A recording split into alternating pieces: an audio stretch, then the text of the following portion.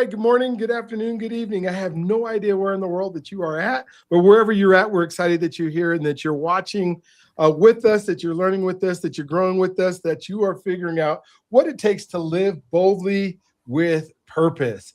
I'm so excited. If you haven't subscribed or haven't hit the notification button, that I think we just have tremendous shows with some tremendous guests. And today is no different. Miss Jen Lacey is going to talk to us today about health and wellness and what do we need to do to become better in our, at least within our health. You know, when we think about living boldly with purpose and we think about the things that we do to serve, and Jen, I'll probably ask you this question later on after you tell your story, but is it possible, and this is a question for you here at the audience as well, is it possible to live in purpose, do what you're called to do, and not serve others? I don't know if it is possible. You know, I think, in my own opinion, probably not. Several people have tried to tell me that they could live in their purpose fully without even affecting another soul, but their stories were weak. I didn't believe them. You know, they said that they could live out as a hermit and that would be their purpose. And I'm like, but you like people. And they said, yeah, I guess so. So you can't live. That's not your purpose. So don't even pretend that it is. But just so excited about today, tomorrow, and for the rest of our lives. What do we get to do that just makes us excited about living? And so, Jen, thank you for being on today. Thank you for taking your time out of your day. I know you're on the East Coast and I'm here in Colorado. And so our time zone's a little bit different. And so a little bit later for you probably than you usually do stuff, but I'm just so excited because I cannot wait to talk to you again and to have this fun conversation. And so you can tell your story however you would like to. Start way back when, you know, somebody not too long ago said, I can remember when I was in my mother's womb. I'm like, no, you can't. They're like, yeah, I remember. No, you don't. Yeah, I do. But I'm like, okay.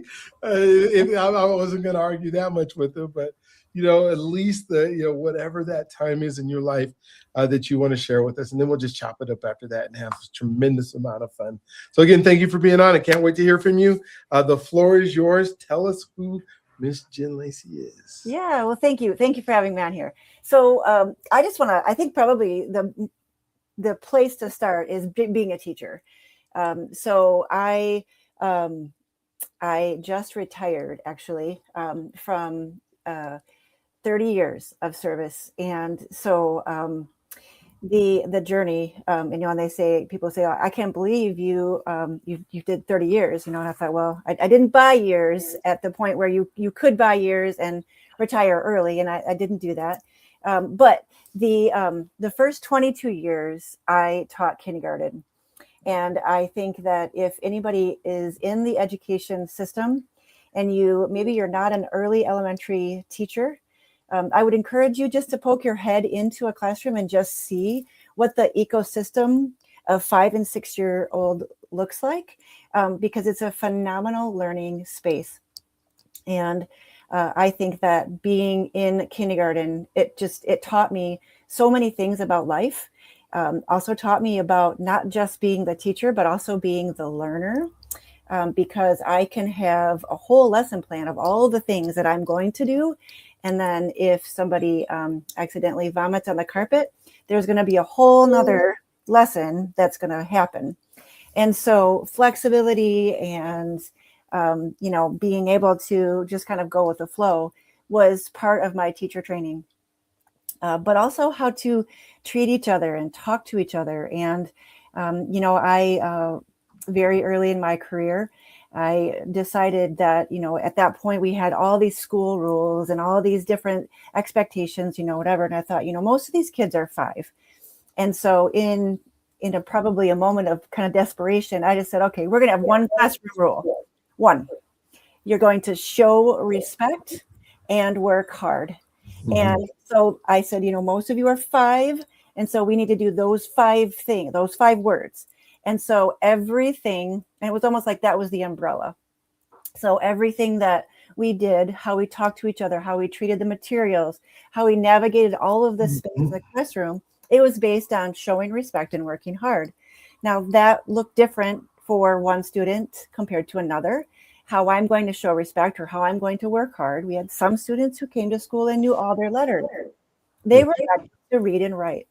Other students were sucking on the markers and holding the books upside down. And, so maybe they hadn't been read to. So there's, and that's the other thing that's beautiful in kindergarten is that you have students who are coming to school in all kinds of different places. Yeah. All bringing their lived experience to school with them. Mm-hmm. So it's not necessarily like those children can leave home at home. They do bring some of that with them. Of course. So, trying to understand and talk through, so what kind of supports do you have? What can I help at home? And also building relationships with families. Just part of just one of my most favorite things. But so after 22 years of teaching kindergarten, same room, same school, same classroom. Wow. 22 years in the same school and classroom? Yeah. I had so much stuff. I just had a bunch of stuff. Yeah, of course. But, I got to the point where I started to feel like I needed something different.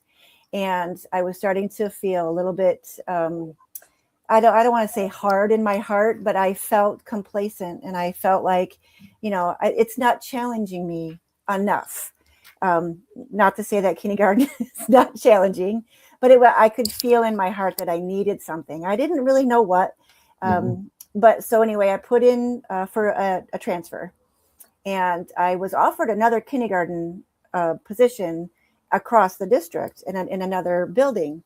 And I thought, that wouldn't be a big enough switch. Yeah. And so I needed something bigger. And so there was a 5th grade position that was open, and that was ELA and social studies. Okay. So I thought, social studies is not a strength of mine.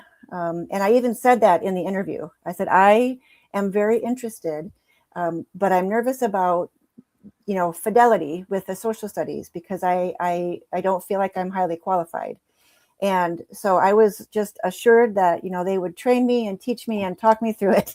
And it's 5th grade. So it's not like you got to do social studies that you're ancient world languages or something you're doing. Yes. 5th grade social studies. Now, ELA, English language. Arts. Yeah. So just the reading and writing. So at that point, students had 2 teachers. So they had a homeroom and one teacher did ELA and social studies. And then in the afternoon, they flipped and switched over to another teacher, and that teacher did science and math. Okay. So I very quickly fell in love with the 5th graders. And the really cool thing about the 5th graders in our dynamic in that building, the 5th graders were the youngest students in the 5-6 building. So it was, the elementary was K4, and then 5-6 was the 5-6. Yeah. So the cool thing about the 5th graders were that they were the novice, or they were the beginners or the babies of the middle school. And so I'm coming with a layer of teaching the youngest students in kindergarten. So 5th grade felt so good. They were learning how to open their lockers. And for some of these students, opening their locker was, that was a big deal. It's a big deal. Yeah, it is. And so if you can't open your locker, then, I can't do anything. And some students were so, fixated on being able to do that. And so me being able to chunk that down, saying, so what part of this can you do? What part of it can I help you with? And then just remembering like, okay, Brian is going to need help for a little bit. Couple days, and then I'm going to step back and I want to say, okay, how's it going, Brian? And then just kind of being able to see and understand, that autonomy that you're building is a beautiful thing. The second year I was teaching 5th grade, and at that point I'm on a middle school schedule, and I'm a morning person, so middle school starts early and ends early. Okay. And I was in love with that. Well, there was an opening for a 7th grade volleyball coaching position. Okay. Now, I didn't grow up playing volleyball, but I grew up in the dance studio. I grew up, I was a fitness instructor. And so, I'm looking at this, this position, and I thought, what, I think I could do this justice. I think I could do really good with this position. And so the seventh graders, I was hired to coach the B team. And so some of those girls had never done any kind of sports before and had never been, on a team before. And so I'm teaching fifth grade during the day, and then I'm coaching seventh grade volleyball in the evening. And I fell in love with it. It was so much fun. And the girls, the seventh graders, they wanted to be very independent. And yet they still needed you in a really cool way. And so I really connected with the girls. We connected as a team. We did really well for a season. And so I remember thinking in my head, I wonder what it would be like to spend all day with seventh graders. And so interestingly enough, that next fall, there was a opening for science, life science. And my certificate only went for science to eighth grade. So then I thought, well, I'm going to be teaching science. Am I going to be teaching? I want to teach science. So I was kind of arguing with myself and thought, I don't know science yet, but I really like coaching. And so I put in for it. And so then that next fall, I was teaching seventh grade life science. Now that was the year of the pandemic. So I am stepping into the year not knowing, obviously, that was going to be happening. And you switch every 60 minutes or 55 minutes with these students. And I started to notice that some of the students weren't very nice to each other. And they junior high. Yeah. And so then I was like, wait a minute. And then there was like some little off color this or a little sarcasm there. And I'm like, wait a minute. But when you're teaching kindergarten, you have all day to address behavior. Even in fifth grade, you had like all morning where I could be like, you know what? I want to swing back around and talk to Brian, because the way that he got those materials or this or that or whatever it was, we just kind of need to reset something there. But with the seventh graders, it was so in and out every day. I thought like, oh, okay, I'm going to have to rethink how I'm setting up my classroom, how I'm setting up expectations, how I'm engaging them, how I'm letting them know, like, I have really high expectations for you academically and socially. And so I started saying, I'm not referring to you as students, you are scholars. And when you come into my space, when you come into my classroom, I want you to be ready academically. And so that was an interesting dynamic, because some of my students were not used to. Yes, of course they're not. Yeah, they were not used to that. They also didn't necessarily like it. But the thing about me is that I say what I mean and I mean what I say. And so when we would start to build some of those relationships, I would butt heads a little bit with some students until they trusted me. Yeah. And so when people said, what's the difference between teaching, the kindergartners and the seventh graders, I would very simply just say the kindergartners fall in love with you faster. Like you walk into the classroom and they are in love with everything that you have to offer. So the kindergartners fall in love with you faster. The older kids fall in love with you harder. Yes, absolutely. At that point, when those kids were seventh graders and they're trying to figure out who they are and where they fit in just that particular classroom, it was really important for me to lay the foundation that no matter what, you are going to be safe in this room, physically, emotionally, mentally, whatever it is. And as the years went by, and unfortunately, the mass school shootings started to become a little bit more frequent. Obviously that affects everybody's perceived safety, students, parents, colleagues, everybody. And I think probably something that I did that could be considered bold is that, there were times when we had to practice the tornado drills, the fire drills, the lockdown drills, all of the drills, right? And so I would tell my seventh graders, I said, you know what, here's the bottom line. And at the time I had a CPL. And so, there's all kinds of different opinions about, firearms and this and that. But I told my students, I said, if there's somebody trying to get into this classroom to hurt you, I will stand in front of you to protect you. Hands down, it doesn't matter who you are. You are safe in this room. I will do whatever I have to do to protect you, because that is my responsibility and that is my job as a teacher. I know that's controversial to say, but I would say hands down that I wanted my students to feel safe in my room. What's a CPL? Just as folks. Concealed pistons license, okay. I think. Gotcha. Okay. Yeah. Yep.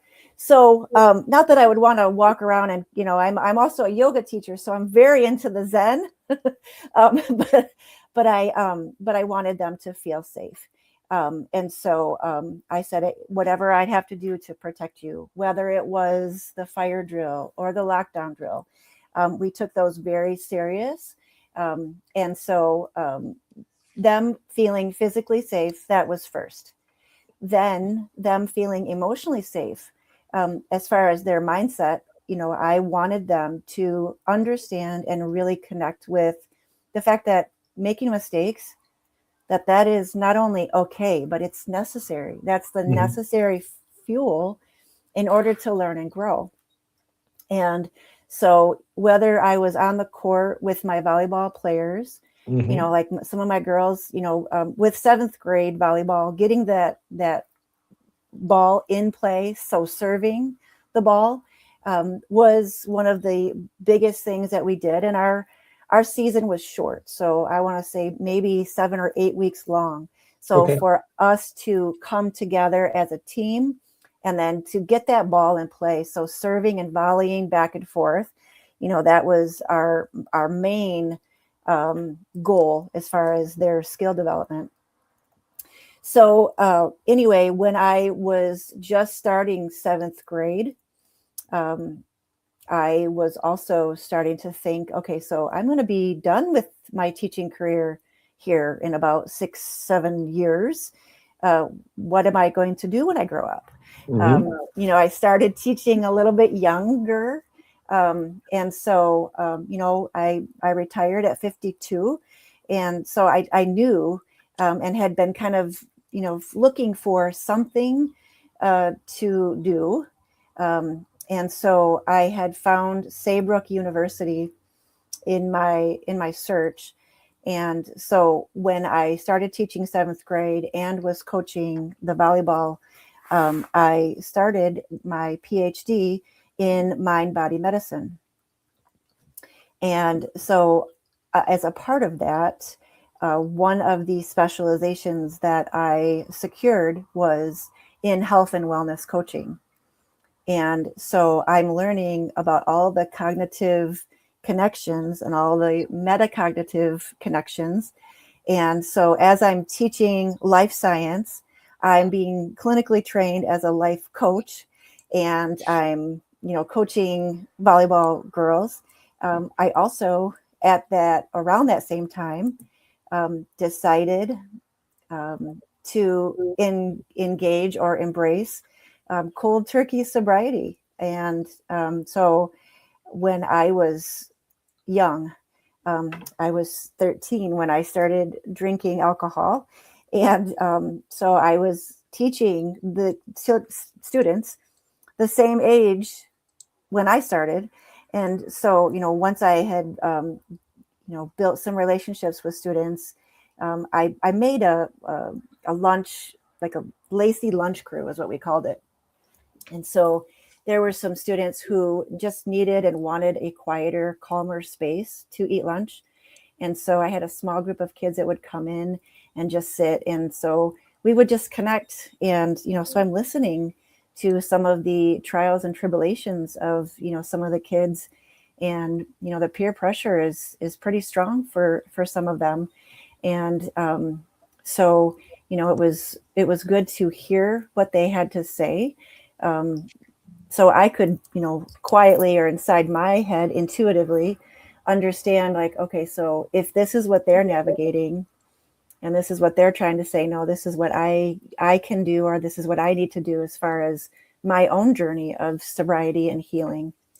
And another layer of all of that experience, that when I was teaching and going through sobriety and going through grad school, my mother had been diagnosed with Parkinson's disease, and so she was losing her physical stamina, and so that transition, and my daughter graduating college and moving. How dare she graduate and get older and do the adult, Mhm. and so she moved across the United States to start working on her life. And so there was a great big, huge piece of transition for me. And so now my dissertation is, I'm looking at that chunk that was 4 years of lived experience that I taught 7th grade. So cool. Yeah. So cool. And so you just retired.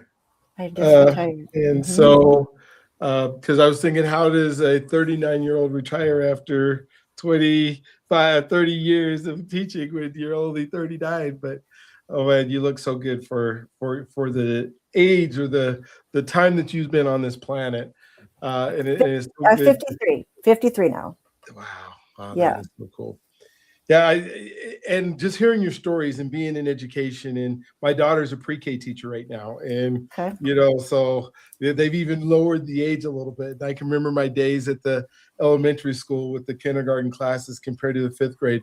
I think the difference for me is the 5th grade class has always been the top, and so because then they go into 6th, 7th, and 8th or whatever that is, and so they are the terrors of the school sometimes, because they're at the top where you got them, where, oh no, you got some 6th and 7th graders that are going to bully you around a little bit, but so that's cool. But just to know what you've been able to do with kids, I was just telling somebody yesterday, I just finished my track coaching career after 39 years. And so I had 2 state champions this last week at the thing. And so I'm like, okay, I'm truly done. I've been telling my wife for the last 10 years I'm done, but no, I'm truly done. I told him at the banquet last night, I am done with coaching. But then to think of I had a athlete that I coached when I started coaching, which was, let's see, I was probably 24, maybe 25 years old when I started, coaching. And she called me and she said, "You forgot my birthday, coach." And I'm like, "Birthday? What's your birthday?" I haven't talked to her probably a year and a half, something like that. And I said, "I'm sorry, I forgot your birthday. How old are you?" And she's like, 53. I'm like, "No, you are not 53. I do not have athletes that are in their 50s right now." But like you said, the things that you are able to impart, the things that you want to make sure that they're safe, the things that you want to make sure you're done, and then to move into where you're going now. I'm curious though, because when I think about identity and I think about what it means and the identity shifts you had, I mean, one of the things you said, that you were in the same classroom for 20 years, in the same school for 20 years, but then you also alluded to that you at some point were drinking and that kind of stuff. And so maybe kind of walk us through your identity journey. I know your mom has ended up with Parkinson's. Did that, I don't know if that changed the identity of who you are, the belief of, man, this could happen to me, and so now I need to make sure I take care of myself. Maybe just kind of walk us through some of what that looked like. Yeah. So, and honestly, I think that, looking at my dissertation, I'm studying the self-determination theory, but I'm breaking down what I understand about the basic psychological needs theory, which is one of the many theories. And so with that theory, they talk about 3 hierarchical universal needs. And so based on who I was as a teacher, who I am now as a teacher, but as a daughter, as a mother, all of those things. So I think that when I was teaching kindergarten, my coping mechanism for stress, kindergarten, elementary, teaching in general. There's a lot of burnout and compassion fatigue. Compassion fatigue, secondary compassion fatigue is prevalent. And I was somebody who I took home my students. I took them home in my head. I took them home in my heart. I didn't have good boundaries for managing work, life, separating those things. And so that was where the stress just felt heavy. And so then when I started teaching fifth grade, the parent dynamic was also just a little bit different. So I found myself wanting to connect with the parents and have, like with the elementary, you've got 25 students. And so it's pretty easy to stay connected with that family. And being in the elementary school, I'm watching the kids that stayed from kindergarten all the way up to fourth grade. And so, I know those families, or I had those siblings. And so then going to fifth grade, where it was like there were all students from all four elementaries, a lot more kids I didn't know. Yeah. And so that just connecting with the families was different. And so then with that identity kind of shift as who am I as a teacher, then when it became seventh grade, I also noticed that, it seemed like parents were even a little bit further away.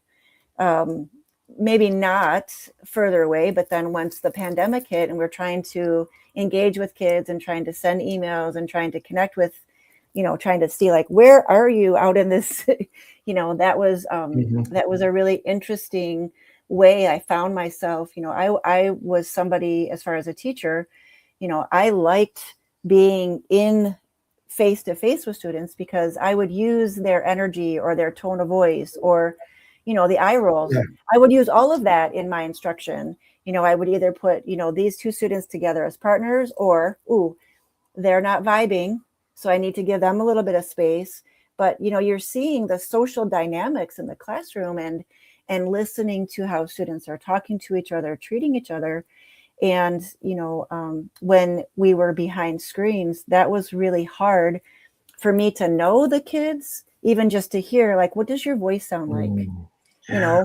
Or what is it like, what's making you feel nervous? Because even if they can't say it, I could see it on their face. Of course. If they didn't want to work with a student or were not feeling very confident or whatever. And so then my identity as a teacher, trying to engage kids, being behind a screen, that was challenging. And, being even on a Zoom call, being okay with the quiet. Oh, yeah. Or the wait time. Like I'm gonna offer you a question and I want you to think about your answer. And then put something in the chat box or unmute or whatever. So how I was as a teacher virtually, that has been a really interesting dynamic to learn about. And like when kids would say, "Oh, you're glitchy," like, oh, yeah, I know. I'm not trying to be glitchy, but then it was like their frustration level would go it would just skyrocket because they couldn't hear me, so they couldn't understand me, and then they couldn't do what I was asking them to do. And so, that was an interesting piece, I guess, of the identity. But when I decided to quit drinking, my mother she had just gotten out of the hospital and she was transitioning to a nursing home. Okay. And I had been, I'd been in bodybuilding competitions and marathons. So I had several different times stopped drinking a little bit here and there. But I would always come back to it because it was like, this is short term. Don't worry, I'll still be cool. I'll come back to it. But when my mom started getting really sick, I started seeing rainbows. Rainbow here, rainbow there.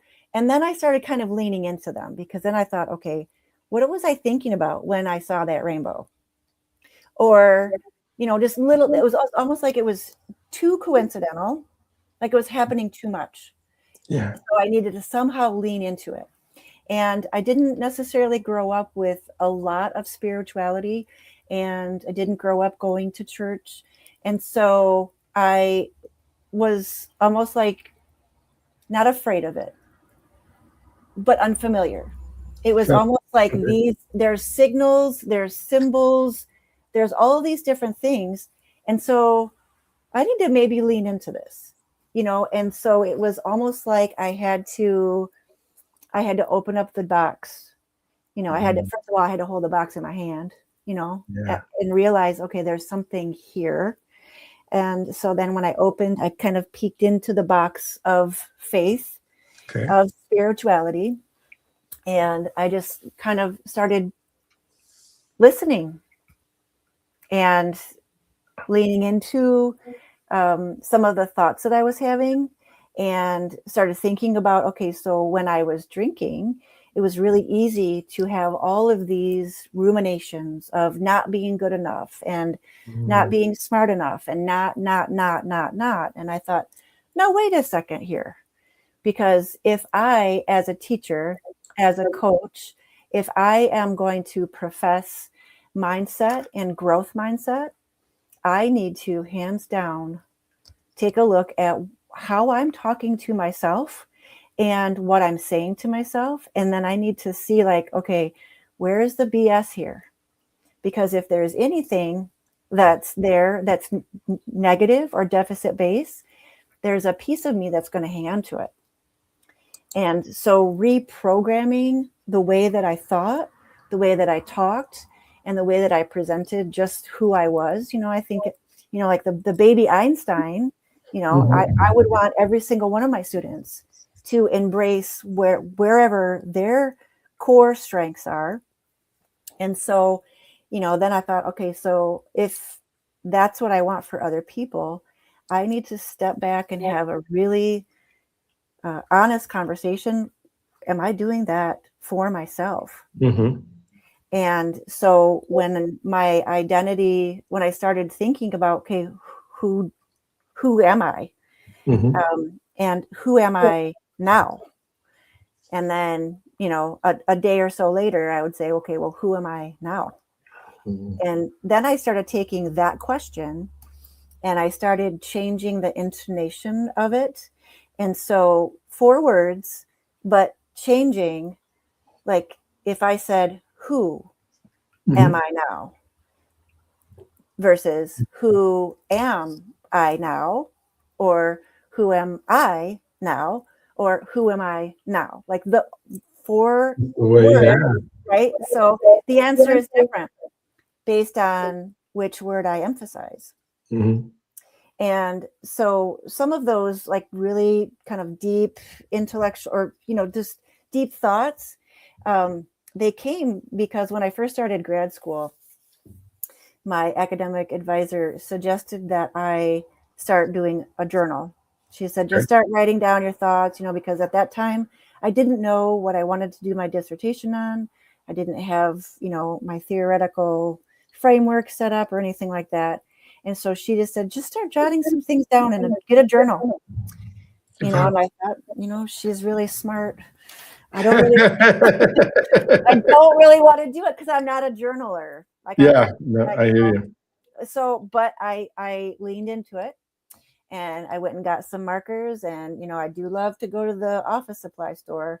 So, I found all the markers and the yummy notebooks or whatever.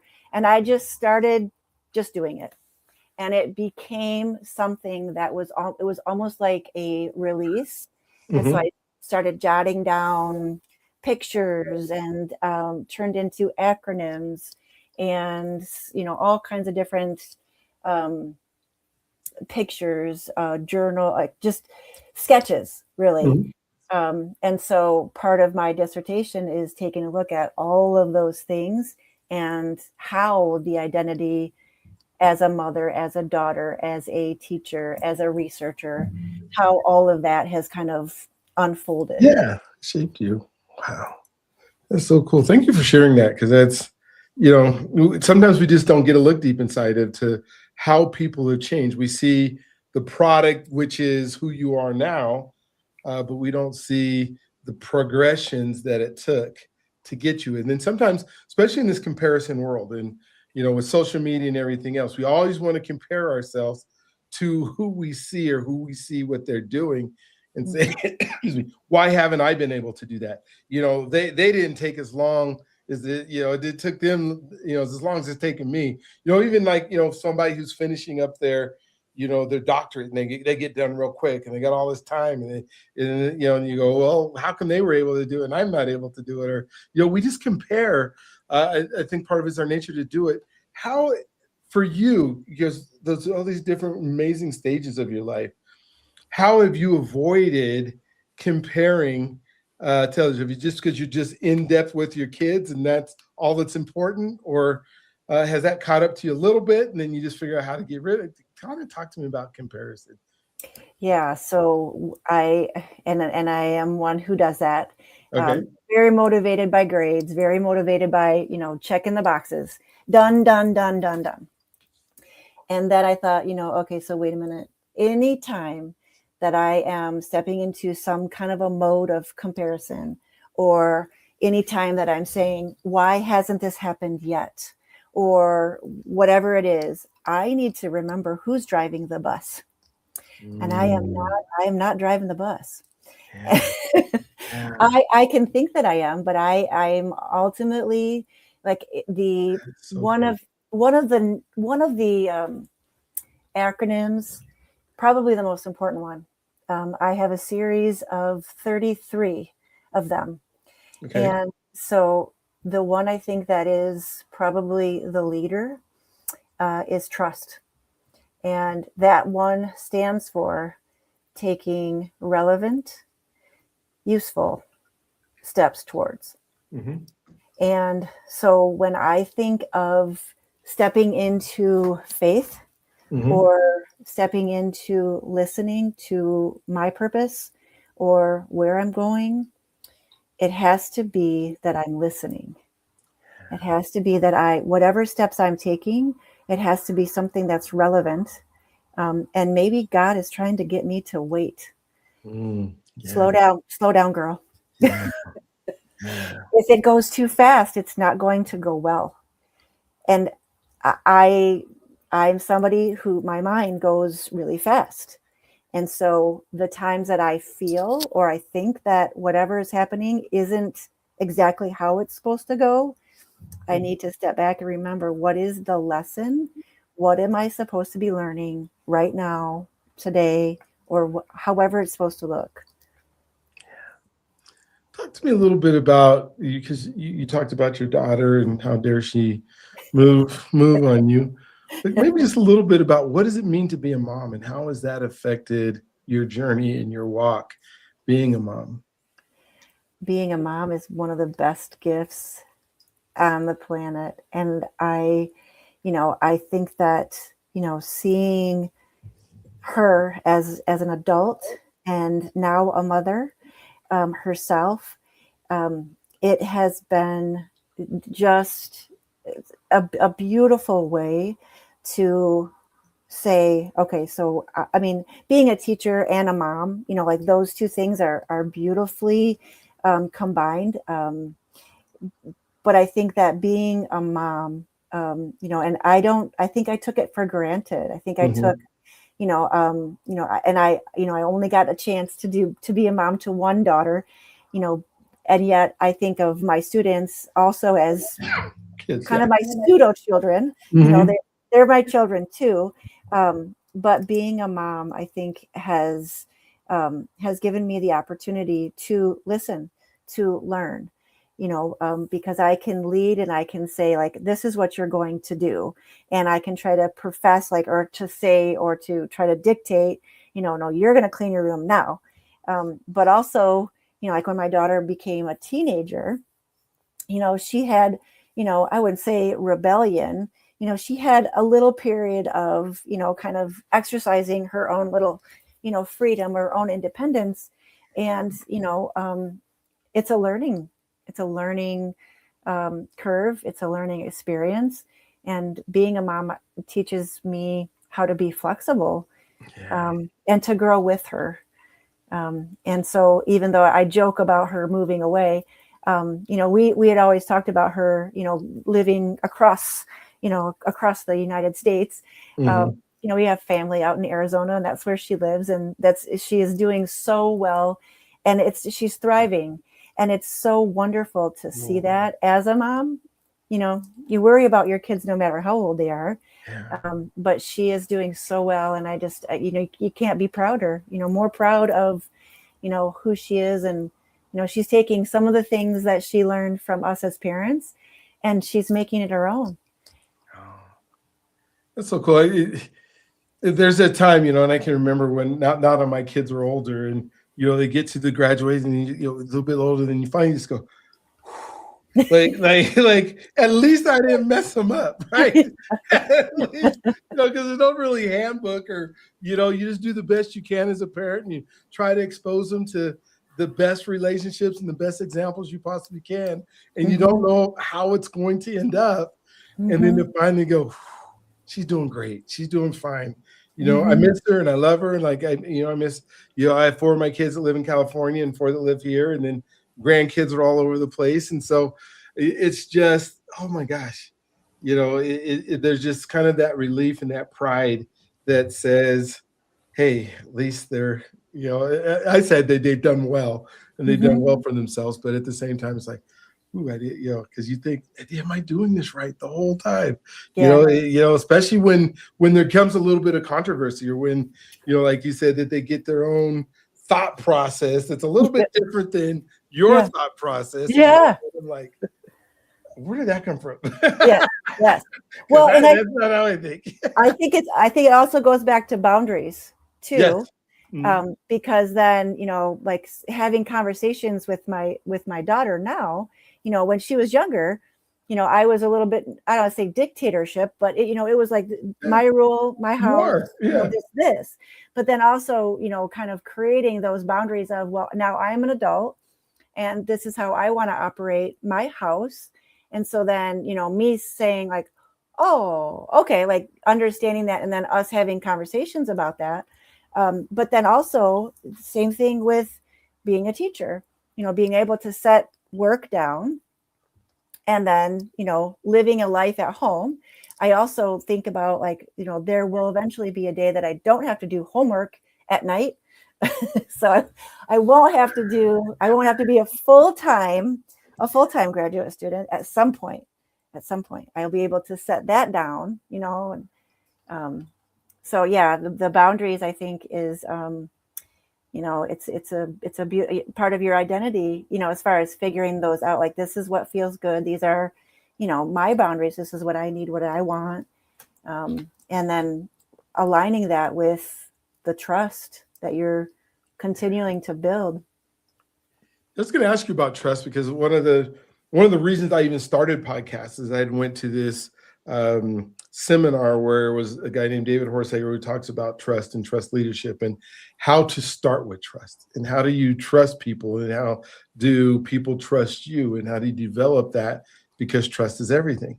And I noticed behind you on your board it says trust. So it's got to be a big word for you right now.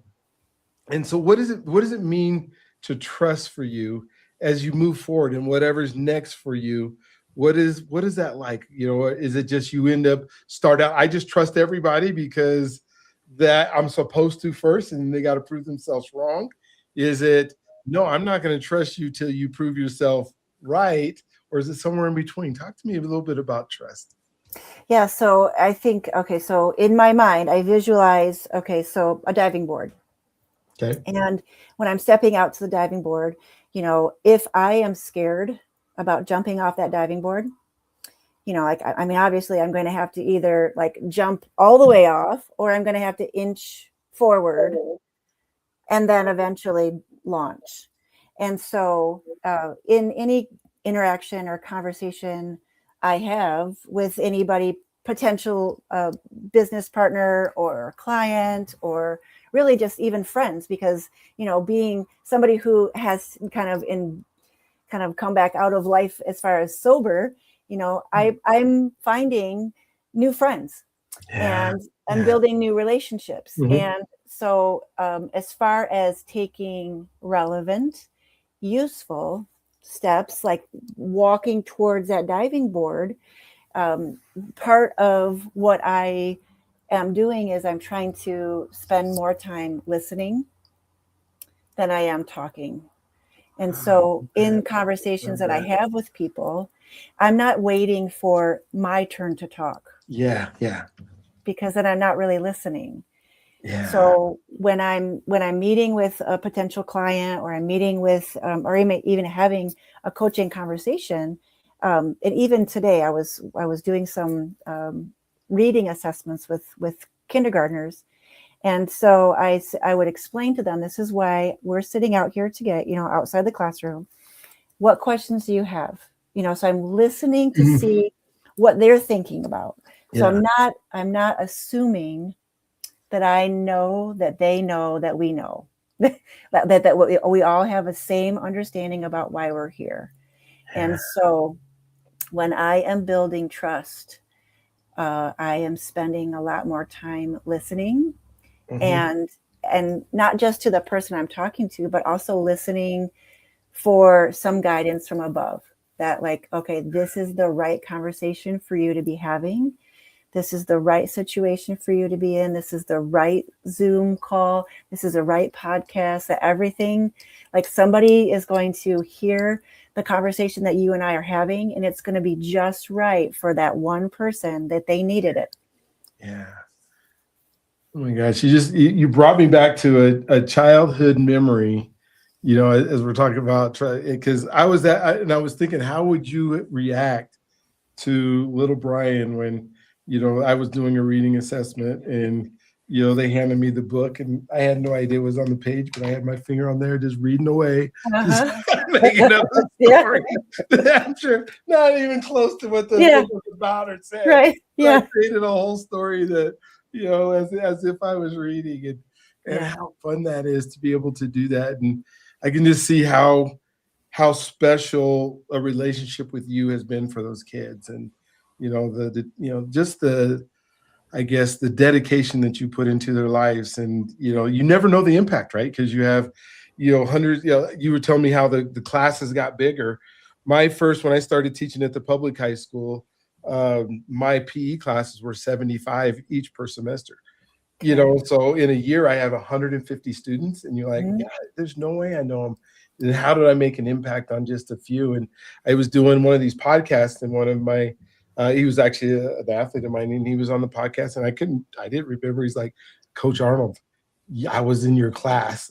Okay, 1992. Then he started talking about the impact that I made, and you just never know. Mhm. What's next? What is next for Jen? You're 53. You're going to Mhm. live to 103, so that's another 50 years to go. Yeah. So what do we do for the next 50 years? What does your life look like in your mind right now? I mean, you got to finish school, but Mhm. beyond that, I mean, school's another year or so, 2 years at the most. What's life like? Yeah. So, well, interesting. Back when you're talking about 150 students, and this kind of rolls into what's next. I had a student. I told at the very beginning, first day of school, I said, "It's going to take me the rest of this week, but I'm going to memorize all of your names." Mm. And I said, I'm looking at my rosters, and at the time I had 150 students. And I told him, I said, I'm used to having 25 students, and then I used to have 50 students. So this is my first year having 150 students. So it's going to take me until the end of the week. And it was Labor Day. So we had started school on Tuesday. So I had Tuesday through Friday to memorize. So I had 4 days. And it was the final hour of the day. And one of the gentlemen looked at me, and he said, "You can't do that." And so in 3 days, I memorized 150 names. And I did that just to prove him wrong. Yeah. But also, I wanted him to understand this is how much I care about you. Yeah. This is how much I want you to know I am here for you, that I am going to dedicate my brain space to memorize your name because I know how much it matters. Now, as far as what's next, I want whoever I'm working with, whether I am coaching somebody.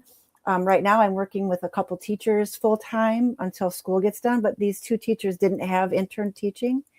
And so I'm kind of helping kind of give them a little bit of, kind of cushion so that they can start off their year next year feeling really confident in their classroom management and behavior management. But I see myself coaching and consulting with individuals and or organizations who need and want a reset. I don't see myself as somebody who's just going to come in and just kind of, I see myself as somebody like you. If you want me, you need me. I'm a short term, but I'm like one of those like miracle grow things, like they would get, like, Yeah. Oh my gosh, that's so cool. that's how I see myself. So Yeah. Oh my God. And the thing, I mean, you're going to be able to do it and you will do it fantastically. And, to think that you did that in 3 days, and we're all capable of doing, I memorized all those 150 kids over the year, plus times 5 classes. Yeah. So it's like 750, Yeah. but your brain's capable of doing it. And it's, and to think that that is going to be part of your legacy. What haven't we talked about that you absolutely want to make sure that that gets out? I mean, I want you to tell people, if you want to get a hold of you, or even, hey, you caught I want to talk to you. I just want to have a 15-minute coffee appointment with you because you've inspired me. How do they do that? But yeah, tell us what we missed here. Well, I think that, kind of going along with the memorization, like the input that we have on a daily basis, the social media and we are, as a society, we're pretty distracted. Yeah, we are. And so, one of my certificates is mindful leadership. And so I've got some training in mindfulness. I've got some training as a yoga instructor. And so, I think also people who want to connect with me are those who need to or want to kind of take a little bit more mindful look, maybe slowing down, maybe taking something off the plate. And so, my website, I have the ability for people to book a 15-minute free conversation to just kind of see, like, okay, so based on, what we've said or what's going on in your mind, like, maybe thoughts are clouds and it could be really stormy up in your mind. And so, if we want to, just have a conversation about, let's just breathe together for a minute and just see what's showing up and, what is constantly showing up. And if it's not beneficial, what can we do to reprogram it, prune it? Maybe we need to prune some of those thoughts and see where the starting energy is that is going to be something that would help, for example, live boldly. What are the seeds of energy that we can take? So my website is www.yourlifestrength.com. And the website is a work in progress. I would love to spend more of my life on that website, like building different things and doing all this stuff. And yet I grew up in the 80s. And so I want to have a regular phone and I want to have conversations with people face to face. Oh, I want to get back gosh. to the chalk and rocks and all that kind of stuff. Oh my gosh. Yes, I remember the days. Absolutely. It's been just a pleasure having you on today, and that we've just been able to spend an hour together just talking about life and what makes people successful. And when I think of success, leaving clues, success doesn't mean you have a bunch of money in the bank, or success doesn't mean you have a bunch of people following you. Success to me is that you've made an impact in other people's lives. And it's so evident to me that you have made that impact. You have been able to serve others. I started out saying I was going to ask you a question about, is it possible to live boldly in purpose and not serve others? And so maybe you could just answer that real quick. In your mind, is it possible to live boldly in purpose and not serve other people?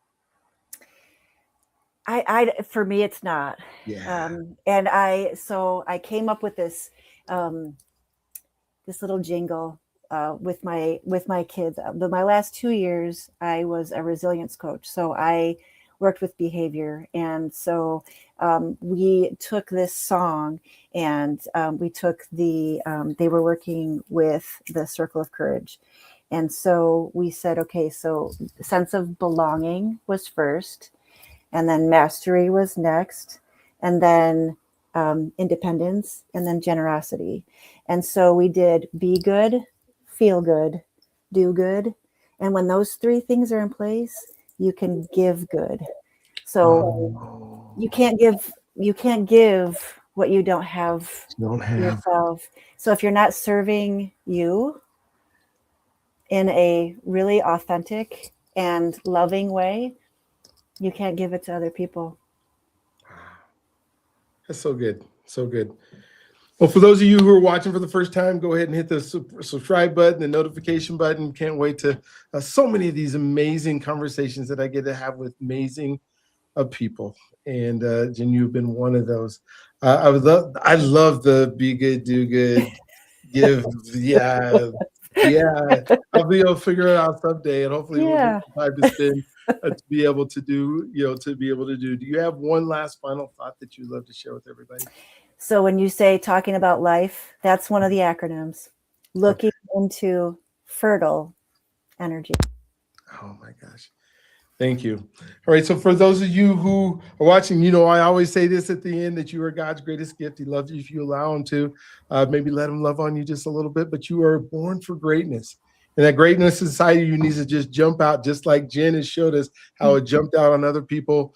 You can do the same thing. Take that greatness that's within you and let it jump on other people. And finally, you are an answer to somebody else's prayer today. And whether it is today or tomorrow, the next day, let God use you, be available to be that answer. You don't know what that prayer is. You don't know what somebody's asking for. All you know that you showed up. It could be that you are just in the supermarket and somebody said, I wish somebody would smile and wink at me today. And you smiled and winked at somebody today. And so make sure that you do that, because you are a blessing to this planet. And Jen, again, thank you for being on. We'll look forward to seeing you guys all on the next one. Have an amazing, awesome, just incredible day today. And we'll talk to you next.